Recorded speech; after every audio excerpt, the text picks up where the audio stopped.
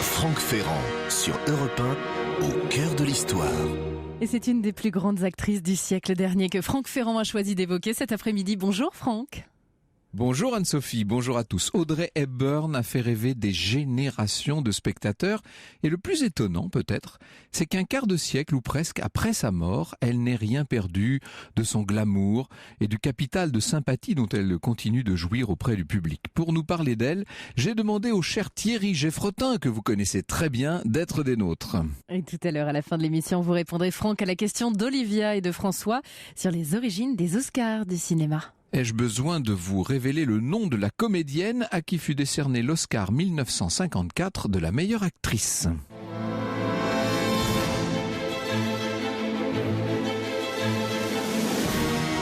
Au cœur de l'histoire, au cœur de l'été, 7 jours sur 7 sur Europe 1.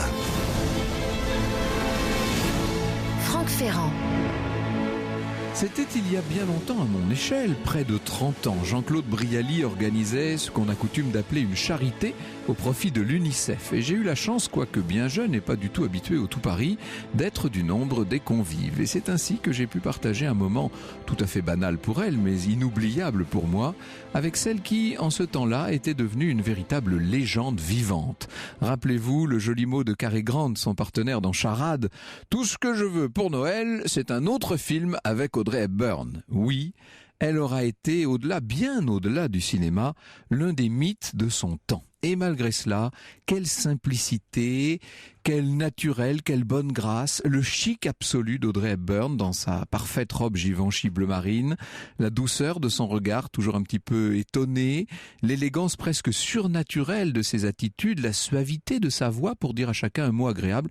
Voilà des choses qui sont restées gravées en moi et qui m'ont marqué comme tant d'autres. Jamais plus, depuis ce moment, je n'ai regardé du même œil les films de celle dont Sir Alec Guinness a dit qu'elle avait une beauté de jeune fan et une présence remarquable. Une présence, voilà, c'est bien le mot.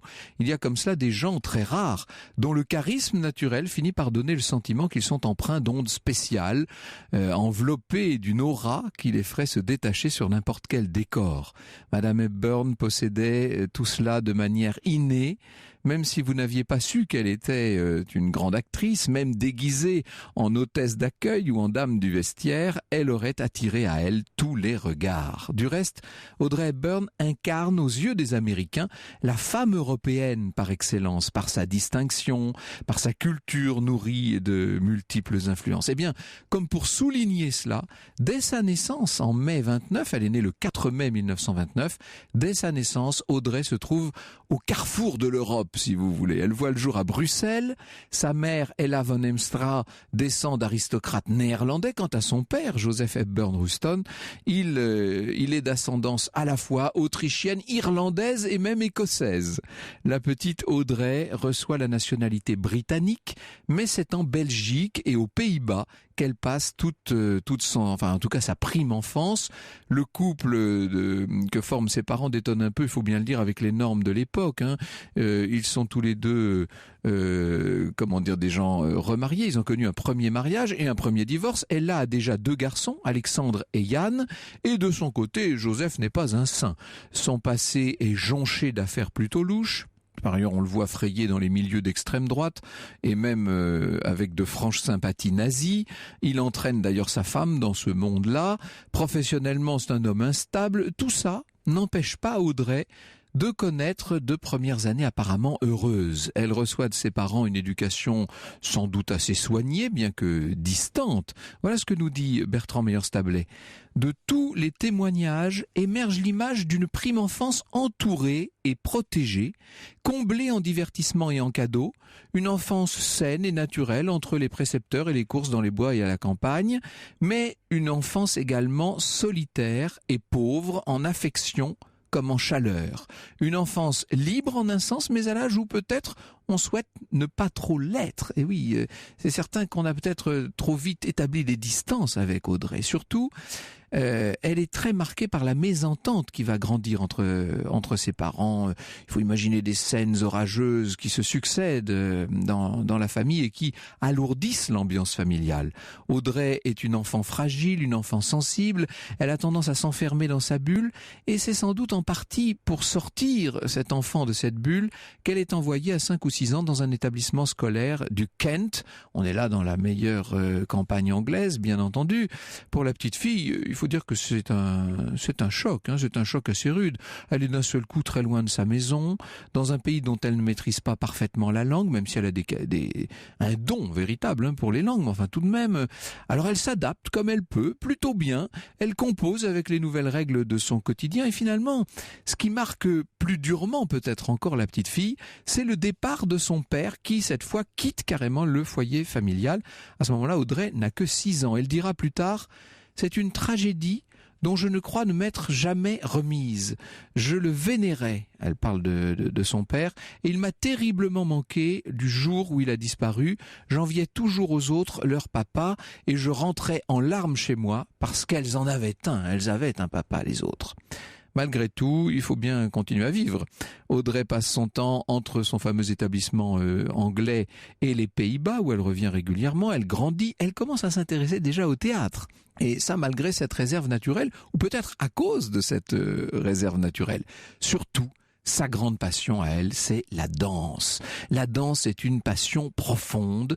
Elle s'investit là-dedans avec une sorte de fureur. Seulement, et puisque je parle de fureur, en septembre 39, c'est la Seconde Guerre mondiale. Pour elle, là, pour la mère d'Audrey, il est impossible de laisser sa fille dans un pays en guerre. Elle met tout en œuvre pour la rapatrier auprès d'elle, et c'est dans un des tout derniers avions qui ont décollé de Londres, un avion orange, les couleurs de la nation néerlandaise.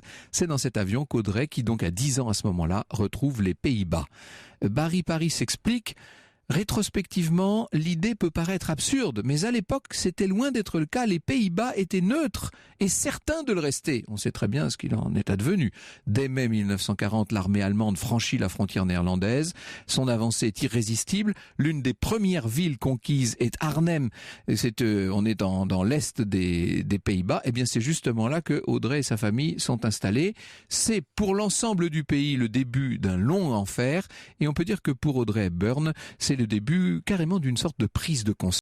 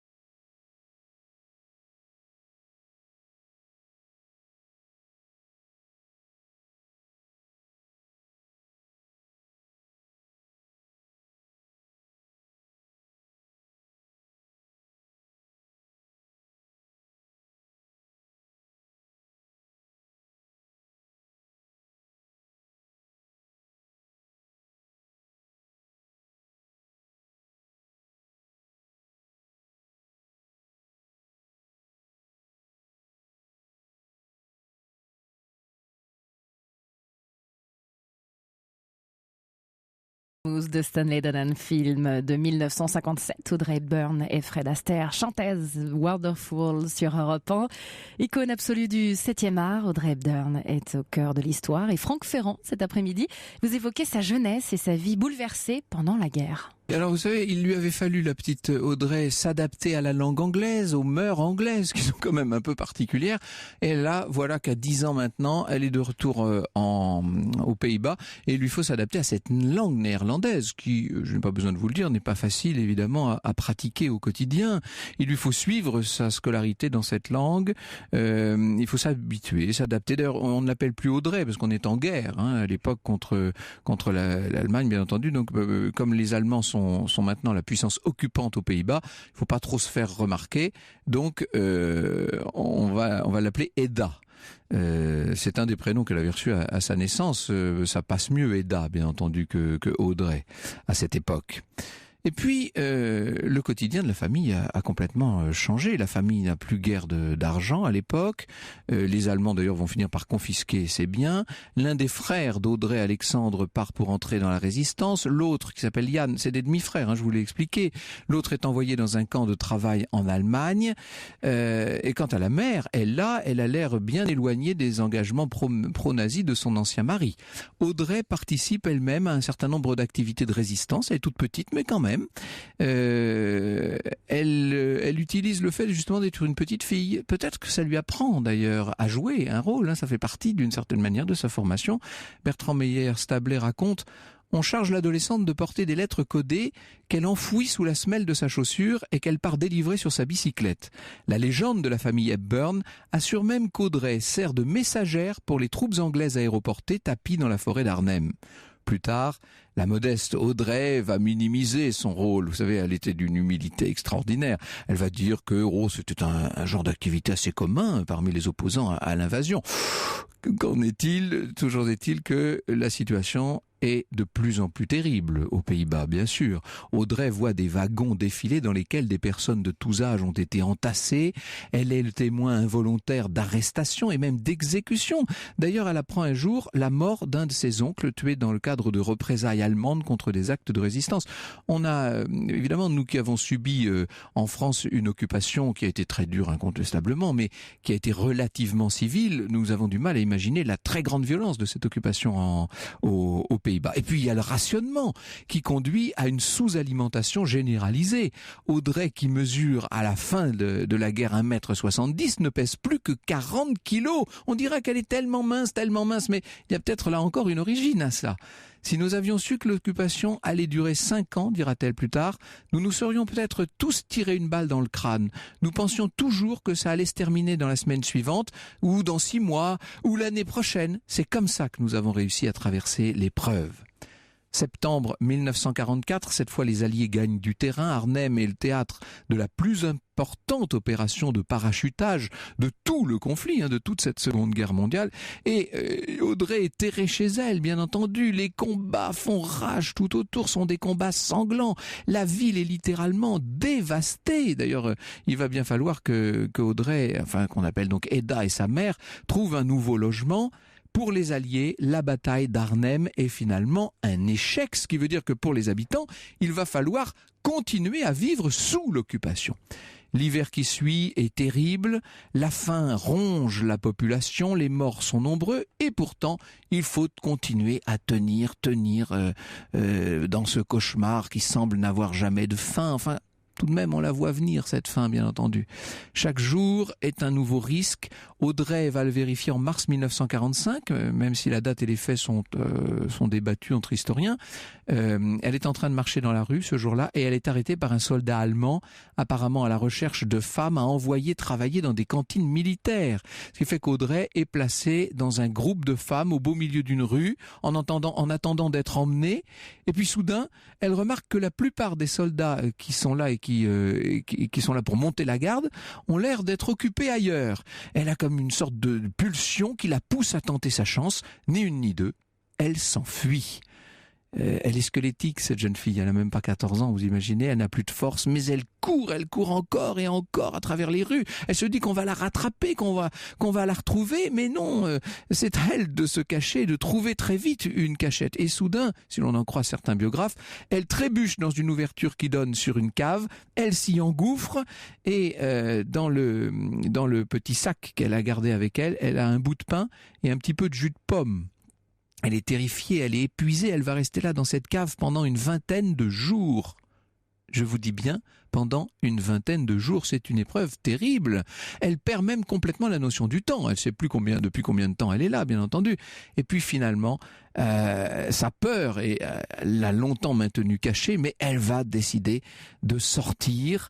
Sa mère, évidemment, la croyait depuis longtemps disparue. Ce sont des retrouvailles très, très émouvantes, mais Audrey est dans un état pitoyable.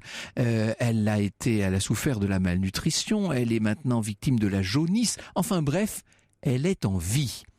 Arrive le printemps 1945 et cette libération d'Arnhem si longtemps attendue. Les Alliés apportent un petit peu de nourriture, les associations caritatives vont en apporter bien plus et on va voir revenir à la surface en quelque sorte ceux qui avaient disparu. Les frères d'Audrey reviennent, ils ont survécu. À chaque fois c'est une explosion de joie bien entendu. Voilà comment elle résumera les choses. Nous avions tout perdu, nos maisons, nos biens, notre argent, mais nous nous en fichions bien, nous en sortions vivants et c'était la seule chose qui comptait. Alors avec la libération vient la redécouverte des petits plaisirs du quotidien. Il y a des soldats canadiens à Arnhem qui vont proposer sur la Grand Place la diffusion d'un film hollywoodien. Vous imaginez quand on sort d'un tel enfer. Pour Audrey, c'est l'émerveillement total. Elle l'ignore, mais la distance qui maintenant la sépare de ces grandes stars qu'elle voit sur l'écran, cette distance est toute petite. Europe 1, au cœur de l'histoire. Europe 1, au cœur de l'histoire, au cœur de l'été. Franck Ferrand.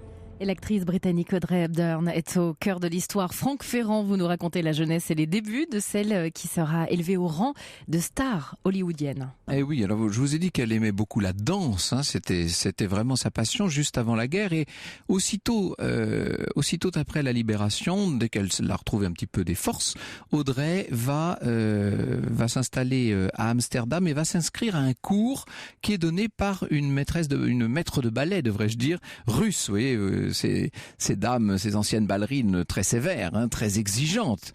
C'est essentiel ça dans le parcours d'Audrey puisque c'est dans ce cadre qu'un réalisateur néerlandais l'aperçoit. Il tombe sous le charme de cette danseuse longiligne de 18 ans avec ses yeux de biche.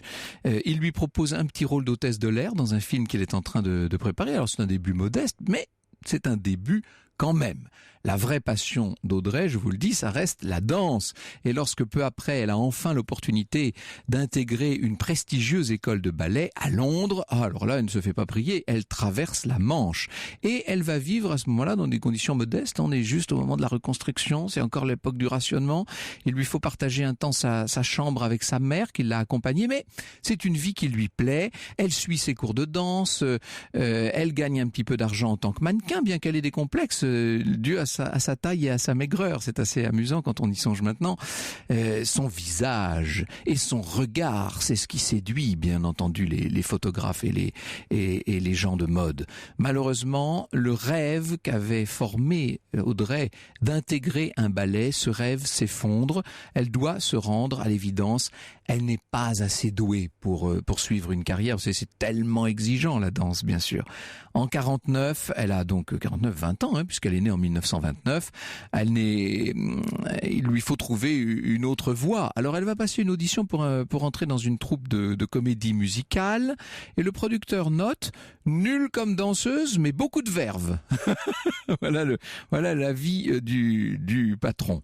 Elle est bientôt dans l'univers du théâtre musical, donc une revue, puis deux autres. Là encore, cette espèce d'innocence qu'elle montre, hein, cet aspect fragile et cette aura mystérieuse font des ravages. C'est certain, cette petite-là possède une grâce que les autres n'ont pas, et peu importe si d'autres membres de la troupe se désespèrent un peu de voir une danseuse si médiocre attirer l'attention générale. À nouveau, c'est le cinéma qui va s'intéresser à Audrey. Quand on a croisé une fois son regard, on ne peut pas s'étonner évidemment que le cinéma soit soit intéressé à elle, puisque elle avait un regard tout simplement, c'est indescriptible, c'est hors du commun. Elle joue les figurantes, néanmoins, pour l'instant, et de fil en aiguille, elle va obtenir un vrai rôle. Pour le tenir, elle se jette à corps perdu dans le travail, il lui faut améliorer son jeu, il faut apprendre à se concentrer, apprendre un texte, etc. C'est une ascension qui, désormais, paraît irrésistible. Elle garde les pieds sur terre. Elle sait qu'elle va progresser, ce n'est qu'une question de temps. Et justement, en 1951, vous voyez que tout ça va quand même assez vite, Audrey est engagée pour un rôle secondaire dans le film Nous irons à Monte-Carlo, un film qui est tourné sur la Côte d'Azur, tournage en français et en anglais, et ça c'est bien pour Audrey qui parle un peu toutes les langues, c'est d'ailleurs la raison pour laquelle elle a été choisie. L'une des raisons. Le tournage a lieu en partie dans un hôtel et c'est dans ce grand hôtel qu'est descendue une personnalité très importante de l'époque puisque c'est Madame Colette, le grand écrivain Madame Colette qui a 78 ans à l'époque. Et un jour, Madame Colette est là, elle circule dans son fauteuil roulant, vous savez, elle est devenue une vieille dame un peu impotente, et des câbles se prennent dans la roue du fauteuil. Le tournage est interrompu, l'écrivain en profite pour regarder les techniciens et les acteurs qui s'activent devant elle. Et voilà, c'est Barry Paris qui nous raconte la scène suivante. Plusieurs membres de la distribution vinrent saluer le grand écrivain, mais son attention fut attirée par l'un de ceux qui s'abstinrent de le faire. La jeune fille en question, sans prêter la moindre attention à Colette, profitait de l'interruption pour batifoler avec deux musiciens, enjouer. Elle dansait autour d'eux à la fois gracieuse et maladroite. Elle était ravissante. La vieille dame plissa les yeux et soudain elle annonça « Mais la voilà !» La voilà ma Gigi. Pourquoi ce cri du cœur ? Eh bien parce que justement au même moment, à New York, on était en train de chercher la jeune actrice qui allait incarner Gigi, le célèbre personnage de Colette, dans l'adaptation anglophone de l'œuvre, bien entendu. L'écrivain en est certaine, Audrey est parfaite pour interpréter ce rôle de femme-enfant, apprentie demi-mondaine en pleine découverte de l'amour. Audrey est certes une actrice inexpérimentée, mais elle a toutes les qualités pour être Gigi et elle obtient un rôle en or. Alors, les répétitions n'ont pas encore commencé. Audrey est de retour à Londres. Elle passe un essai pour un film hollywoodien en préparation. Le film en question, c'est Vacances romaines. C'est pas n'importe quoi, hein. Le réalisateur n'est autre que William Wyler, qui cherche une inconnue capable de tenir un rôle principal, celui d'une princesse européenne. Il faut qu'elle ait l'air européen, il faut qu'elle ait de la distinction, il faut qu'elle ait de la fraîcheur, etc. Il faut surtout, et c'est très important aux yeux de Wyler, qu'elle ait un visage qu'on n'oublie pas. Vous l'aurez compris, il lui faut tout simplement Audrey Hepburn. Septembre 1951, la toute jeune actrice de 22 ans quitte l'Angleterre pour rejoindre New York. Les répétitions de Gigi ne sont pas commencent assez mal, hein. La jeune actrice ne croit pas assez en elle-même. Le metteur en scène doit la secouer. Finalement, tout se met en place. La pièce est un véritable triomphe. Et c'est Bertrand Meyer-Stablet qui nous le raconte. Du jour au lendemain, Audrey devient une célébrité et le spectacle se joue à guichet fermé. Quelques jours après la première, l'enseigne au néon qui annonçait Gigi avec Audrey Hepburn se transforme en Audrey Hepburn dans Gigi. Il y aura 200 représentations à Broadway. Audrey prend ensuite un avion pour l'Italie où elle va tourner Vacances romaines avec Gregory Peck, s'il vous plaît. Et au bout de ce voyage, il y a évidemment le premier rôle d'Audrey sur un grand écran pour un film qui va devenir un classique, hein, évidemment, et qui va lui valoir un Oscar. C'est ce qui s'appelle entrer par la grande porte. On peut dire, selon la formule consacrée de l'autre côté de l'Atlantique, qu'une étoile est née. Une étoile est née et désormais elle va briller. Bonjour Thierry Geffrotin. Bonjour Franck. Grâce à vous, nous allons voir, grâce à vous, jusqu'où ira Audrey Hepburn. Europe 1, au cœur de l'histoire. Europe 1, au cœur de l'histoire, au cœur de l'été. Franck Ferrand.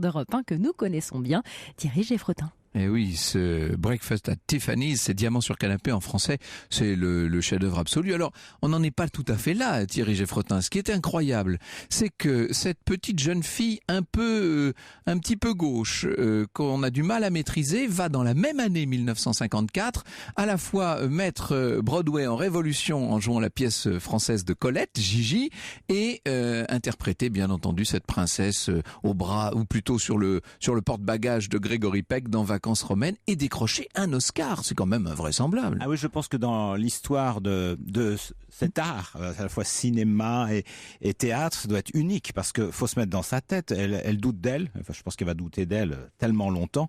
Et elle se trouve propulsée pratiquement du jour au lendemain. Alors d'abord avec Gigi, oui. Et ensuite dans ce rôle incroyable, quand elle a auditionné, le casting, ça s'est très bien passé, ce casting pour Vacances romaines, mais c'est surtout à la fin, au moment où on a dit bon voilà c'est bon, on arrête. Elle a continué à parler, et là elle a montré exactement tout ce qu'elle portait en elle, pas seulement ce regard incroyable auquel on ne résiste pas.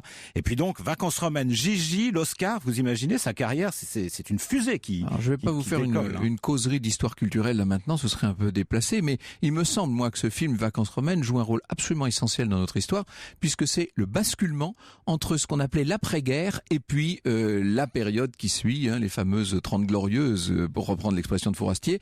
C'est-à-dire que avec Vacances romaines, c'est enfin l'innocence qui revient en Europe et du coup dans le monde. Bon, oui, donc c'est un rôle très important. C'est un film majeur. C'est le soleil, c'est l'Italie éternelle, c'est la Vespa. Voilà. Oui, c'est Rome. Alors pour les Américains, nous évidemment, l'Italie c'est pas très loin, mais nous sommes quand même à une époque où on voyage beaucoup moins. Internet n'existait pas. Vous imaginez comment les Américains voient sur l'écran la ville de Rome, parce que tout est tourné en extérieur. C'était très compliqué le tournage. Ils se sont pris à nombreuses fois parce qu'on pouvait pas quand même arrêter la circulation. Enfin, mais ça donne une impression de liberté et c'est porté en effet sur cette petite Vespa par cette actrice. Et cette actrice qui a l'air, alors ça franchement, je voudrais pas qu'on croie que nous sommes aujourd'hui complètement sous le charme, mais enfin tout de même, cette actrice qui a l'air parfaitement moderne. Oui. C'est-à-dire que quand on revoit ces films-là maintenant, certains ont un petit peu vieilli, je vais pas entrer dans tous les détails, mais l'actrice, elle est comme un décalcomanie sur la pellicule. On a l'impression qu'elle est de 2016, vraiment, extraordinaire, elle est hors du temps. Oui, c'est ça. Aujourd'hui encore, quand on la voit, quand on voit des photos où elle est avec un pantalon trop court, on dirait avec le faux plancher, avec en guise de ceinture un foulard, avec une chemise d'homme, parce qu'elle a féminisé les tenues d'hommes. Elle est de notre temps. Elle féminise les tenues d'hommes, elle masculinise les tenues de femmes. Elle est la première icône androgyne d'une certaine manière. Oui. Il y avait eu Garbo quand même. Oui, il y a eu Garbo. Ingrid Bergman n'est pas androgyne, mais elle n'est pas comme ces actrices américaines de l'époque, c'est-à-dire Jane Mansfield, Marilyn Monroe, Rita Hayworth. On n'est pas du tout dans cette espèce de canon de la beauté hollywoodienne de l'époque.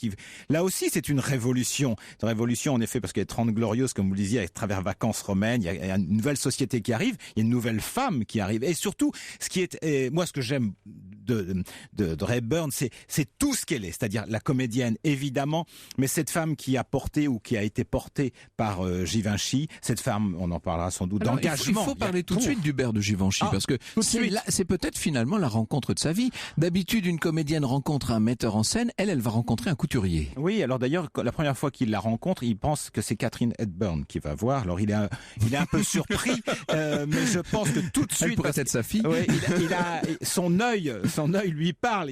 Puis n'oublions pas que même si c'est pas une grande danseuse au point de faire carrière, elle a quand même une manière, une élégance, et je pense que tout ça, il l'a vu. Mais ça vient d'où justement cette espèce d'aura invraisemblable qui nimbe Audrey Hepburn? Je pense qu'elle est un mélange à la fois de fragilité et de combativité. On l'a vu, ce qu'elle a vécu pendant la guerre et dans son enfance. Un mélange de femme et d'enfant, un mélange de naturel et de sophistication. Vous avez dit qu'elle était surnaturelle, elle est aussi naturelle. Tout ça, ça crée, j'aime pas le mot personnage parce que ça a l'air artificiel, ça crée une personne absolument exceptionnelle. Alors, sans vouloir faire encore de dénonciation, mais quand on approche un certain nombre de comédiennes, et notamment des grandes actrices du cinéma, il y a toujours une espèce de distance. On se demande toujours si elles n'ont pas plus ou moins mal à la tête, ou pourquoi elles font la tête. Enfin, c'est souvent comme ça, c'est pas très... Elle, pas du tout. C'est une gentillesse, une proximité, une disponibilité assez extraordinaire. Une empathie. Oui, voilà. Une empathie, c'est-à-dire... Alors, je pense qu'à un moment... elle a été aussi portée par le succès, mais jamais n'a eu les travers des stars. Elle s'est toujours intéressée aux autres sur les plateaux. Quand elle tourne, elle sert le thé, par exemple. À l'époque, les techniciens mangent ensemble, les acteurs mangent ensemble, et d'ailleurs les vedettes ne mangent pas avec les seconds rôles. Elle, alors je sais pas si c'est son côté européen qui fait qu'elle a brisé tous ces carcans, mais en effet, ce côté européen proche. est essentiel parce que nous voyons ça de ce côté de l'Atlantique, mais il faut pas oublier que le premier public du cinéma de l'époque, il est américain, et que pour les Américains, elle est une sorte de fantasme absolu puisqu'elle est l'européenne en fait. Oui, et en plus, alors elle parle, je crois, de peut-être 5 langues. 5 ou 6 langues. Il faut oui. l'entendre parler français. Alors c'est Parfait, on va l'entendre tout à l'heure. On va l'entendre. Oui. Anglais, néerlandais, italien, espagnol. En effet, c'est la quintessence de l'Europe, même physiquement.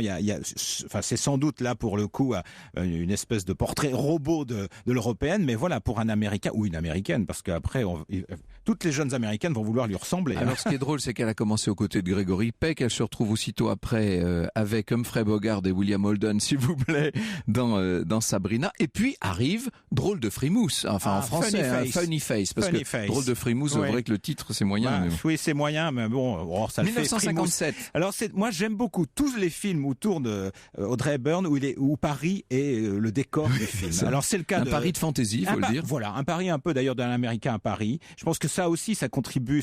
Elle est au bon moment et dans les bons films, parce que pour les Américains, de voir Fred Astaire qui descend les Champs-Élysées, c'est quand même pas rien. Et dans Charade aussi, l'action se passe à Paris. Dans How Steal a Million, comment voler $1 million. Alors là, puisqu'on parlait de Givenchy, elle a des tenues, mais assez à craquer. Elle a une espèce de petite bombe comme un calot. Elle est dans une petite voiture. C'est la modernité absolue. Et ça, c'est à Paris en plus. Elle qui rêvait de danse classique, la voilà aux côtés du plus grand danseur moderne de tous les temps, on peut dire, puisqu'elle partage l'affiche avec le maître absolu, Fred Astaire. Ouais. Elle a raconté cette rencontre, elle était très impressionnée. Et quand il l'a saisie le plus délicatement du monde, il a commencé quasiment à la faire danser. C'est-à-dire que voilà, il n'avait pas encore commencé à tourner, que déjà il formait un couple. Ouais. Diamant sur canapé, donc ça, c'est que je fais la liste des grands films de l'époque, bien entendu. Là, on est en 1961. C'est un basculement complet, parce que ce qu'on vient voir désormais, ça n'est plus un film, ça n'est plus un metteur en scène, etc. C'est Audrey Hepburn. On peut dire qu'au tournant des années 60, elle est devenue la célébrité absolue. Quand même, alors ce qui est assez amusant ou bizarre, on va dire drôle, c'est que souvent les rôles qu'elle incarne, les personnages, ce sont des métamorphoses ou des personnages qui commencent avec un certain caractère ou même un certain look. C'est le cas dans Sabrina, où elle revient, elle est métamorphosée. Elle a été à Paris, elle est métamorphosée. C'est le cas aussi dans Vacances romaines, où évidemment elle se fait passer pour ce qu'elle n'est pas. Donc elle joue sur des métamorphoses ou des ambiguïtés. Et je pense et sur une forme de bavardage quasiment, parce que évidemment les scénaristes vont utiliser ce qui est un travers réel du personnage, c'est qu'elle parle beaucoup quand même. Elle parle beaucoup. Alors elle chante pas très bien, faut bien reconnaître, parce que là elle fredonne, c'est gentillet. Elle a un filet de voix, non, mais c'est quand même pas une grande voix. Non. Moi, je regrette en effet que on en parlera peut-être, que dans My Fair Lady, ça ne soit pas elle qui chante. Ah oui, mais je pense sûr. que on va y venir à My Fair Lady tout à l'heure. Mais en effet, la voix est très importante. Il n'y a pas que le regard. Avant My Fair Lady, il y a ce film que je conseille à tous nos auditeurs s'ils ne le connaissent pas. Enfin, j'imagine que la plupart l'ont vu. Quoique, sont des films qui commencent à dater un peu, donc on les voit moins souvent maintenant. C'est Charade. Là, c'est le régal absolu, avec Cary Grant, si vous plaît. Oui, alors moi j'ai avec Jacques Marin aussi, parce qu'il y a beaucoup d'acteurs français. Oui, bien sûr, et pour cause. Oui, ça se passe à Paris. Ça se passe à Paris. C'est une espèce de d'Hitchcock, c'est un thriller. Oui. Il y a un petit côté Hitchcock au second degré. La version second degré d'Hitchcock, qui en a fait lui-même un certain nombre. Oui, et je trouve que c'est un très joli film, parce que évidemment Vacances romaines, évidemment My Fair Lady, aussitôt on parle des plus grands films, mais même les films qui sont moins connus sont des films qu'il faut absolument voir. Même Rumeur, qui est un peu particulier, parce que dans Rumeur, elle abandonne ce côté un peu comédie légère pour quelque chose de beaucoup plus grave. Et là, c'est intéressant parce qu'on voit qu'il n'y a pas que ces yeux là qui nous fascinent, que cette manière de se mouvoir. Vraiment, Rumeur, c'est un film à revoir. J'avais envie de vous demander le rapport entre Audrey Hepburn et les autres superstars de son temps, avec je sais pas moi, avec Marilyn Monroe, bien entendu. Là, c'est la fin avec Ava Gardner. Ça, on y vient dans un instant. Europe 1, au cœur de l'histoire. Europe 1, au cœur de l'histoire, au cœur de l'été.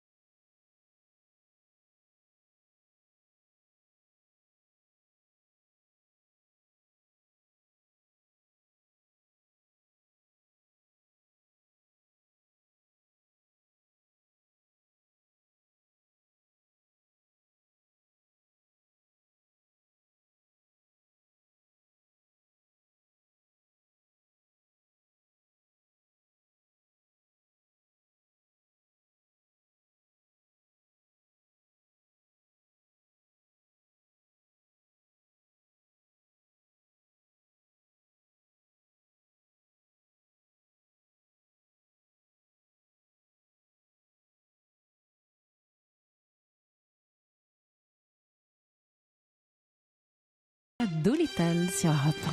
Oui, alors c'est pas elle qui chante la plupart des chansons, Thierry. Hein, ça, non, alors, elle a enregistré absolument tout, elle a beaucoup travaillé. Hein, et c'est au moment de la post-production finale que la décision a été prise de prendre comme chanteuse Marni Nixon, qui avait elle-même enregistré. Alors Marni Nixon, ça parle peut-être pas aux auditeurs, mais c'est elle aussi qui fait la voix de Natalie Wood dans West Side Story, ou de Deborah Kerr dans The King and I. Je crois que dans West Side Story, au départ, ça devait être Audrey Hepburn. Ah oui, alors c'est assez incroyable quand on regarde les films qu'elle n'a pas tournés, parce que et voilà, on revient à ce qu'elle a vécu dans son enfance. La famille est très importante pour elle, et à un moment, le cinéma n'est pas secondaire, mais la priorité, c'est sa famille. Donc elle a refusé beaucoup de films. J'ai un peu listé, je suis pas sûr de tous les avoir. Hein. Vous avez donc West Side Story, Cléopâtre. Ah oui, Cléopâtre. Elle devait jouer le rôle de Liz Taylor. Voilà. La Mélodie du bonheur, Julie Andrews. On se dit, pourquoi l'a-t-elle pas fait? Le journal d'Anne Frank, pour une raison qu'on peut comprendre. Là, oui, ça paraît évident, voilà. Parce qu'on était très proche de ce qu'elle avait, somme toute, vécu elle-même. Hein, et un pont trop loin, puisque là, c'est sa vie, c'est tout simplement l'histoire qu'elle a vécue. Mais si je reviens à West Side Story, Cléopâtre, La Mélodie du bonheur, on dit mais Audrey, pourquoi ne l'as-tu pas fait? Les grandes comédiennes qui ont interprété chacun de ces films ne méritent pas d'être rangés au placard. Non, hein, quand même. Exactement. Surtout que Julie Andrews, Natalie Wood et Isabelle Keller, c'est pas rien. À propos de Julie Andrews, c'était elle normalement My Fair Lady, c'est ça? Alors là, il y a une histoire, c'est que Rex Harrison, qui a joué à Broadway My Fair Lady, l'a joué avec Julie Andrews, et au moment du passage de la comédie musicale au film, on a dit bon alors on prend Julie Andrews. Ah non, elle est pas assez connue. Donc on va prendre. Ben oui, à l'époque elle est connue à Broadway, mais pas assez à Hollywood. Oui. Alors on va prendre qui? Audrey Hepburn. Mais Rex Harrison n'était pas tellement favorable. Alors on a dit qu'il avait beaucoup intrigué. Je pense que c'est pas vrai. Mais en tout cas, entre nous soit dit, elle est un petit peu en décalage dans ce film, non? Mais, oui. Alors déjà, il a porté le rôle pendant tellement longtemps que lui, c'est sa seconde nature. Mais enfin, elle est tellement belle dans ses tenues qui, pour le coup, ne sont pas de Givenchy.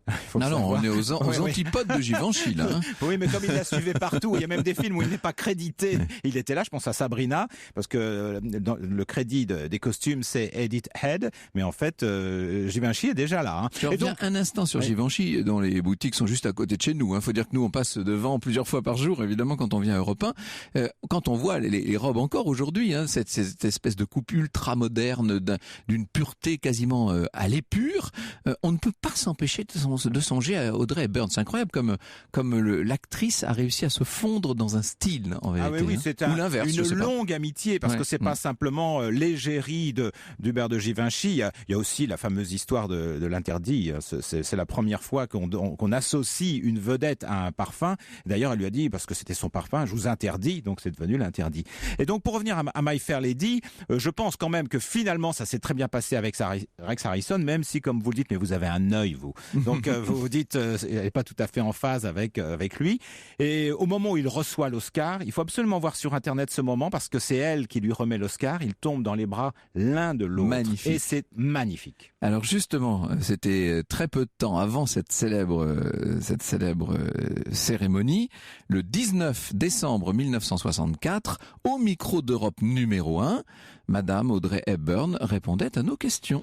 Audrey Hepburn, que pensez-vous de cette adaptation de My Fair Lady à l'écran? De cette adaptation, vous avez dit? Oui, adaptation. Adaptation. C'est toujours merveilleux que la caméra peut s'approcher beaucoup plus près qu'on peut dans le théâtre. Et au fond, c'est ce qui est le plus important de toutes les émotions au monde, c'est ce qu'on voit dans la rue, aussi c'est une chose qu'on voit au théâtre, c'est de voir l'intérieur des gens et de le comprendre à travers les yeux et tout ça.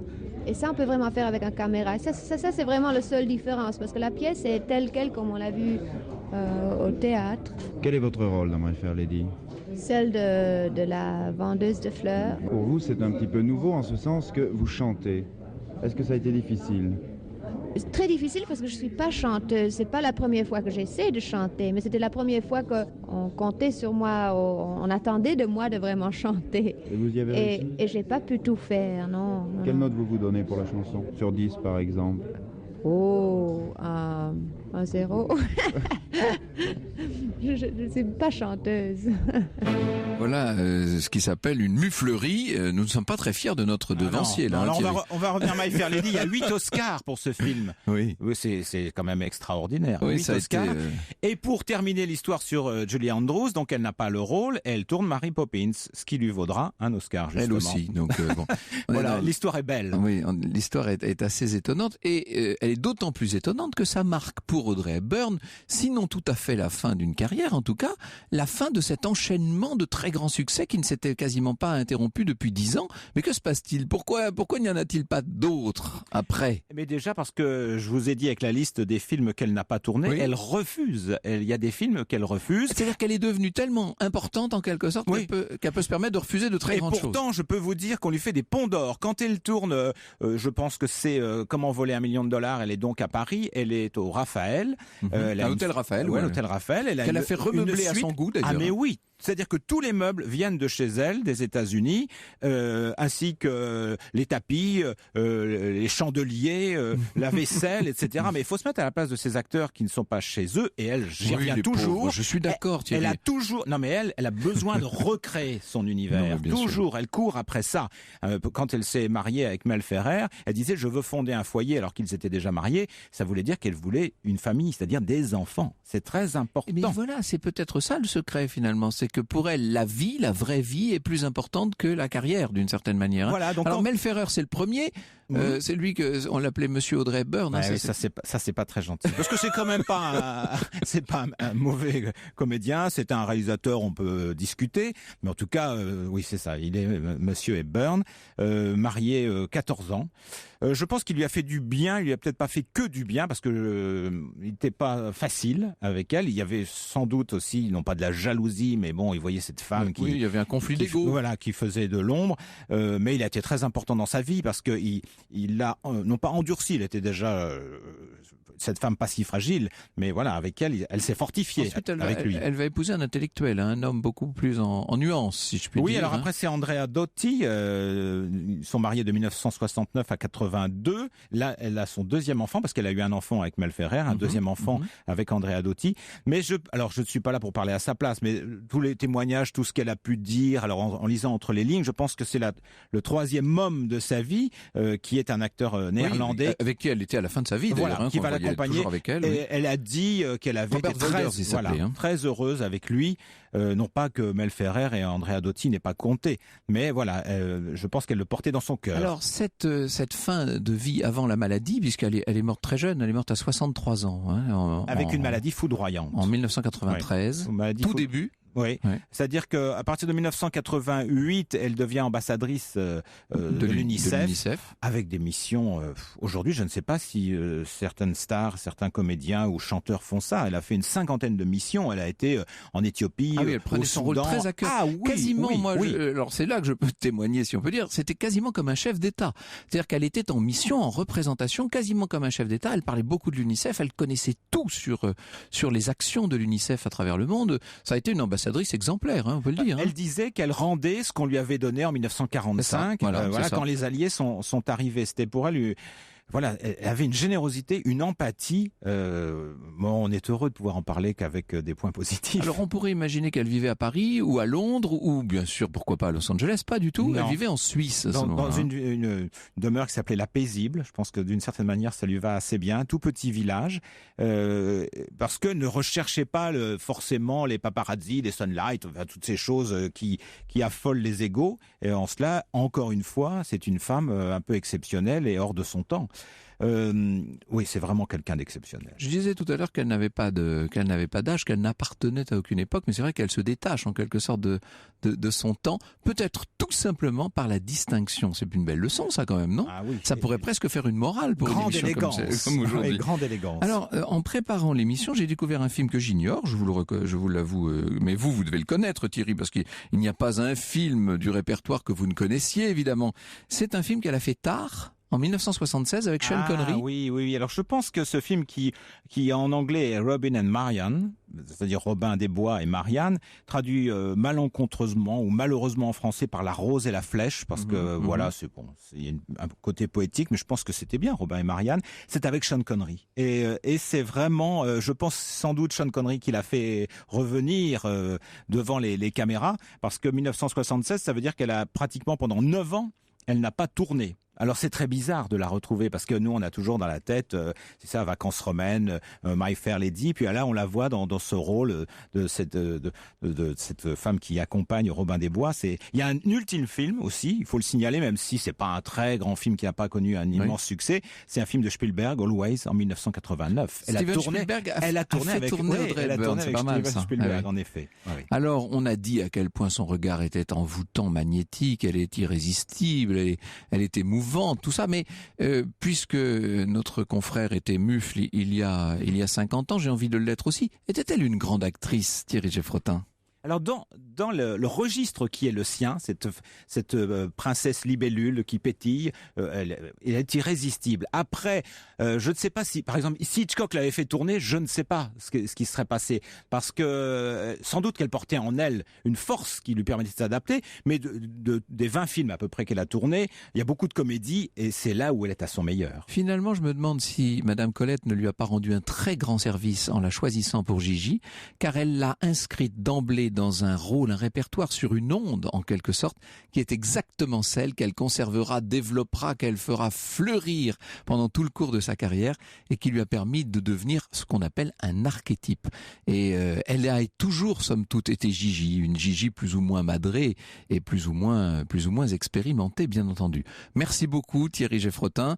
On a bien compris qu'il fallait voir et revoir Audrey Hepburn. Après tout, c'est un devoir de vacances bien agréable. Europe 1, au cœur de l'histoire.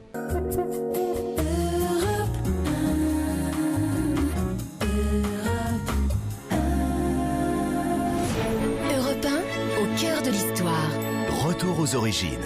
Et vous répondez, Franck Ferrand, à la question d'Olivia et de François posée sur le site internet d'Europe 1, europe1.fr. Il vous demande quelle est l'origine des Oscars. Alors, les Oscars trouvent leur origine, figurez-vous. Alors, il y a deux explications possibles au nom d'Oscar.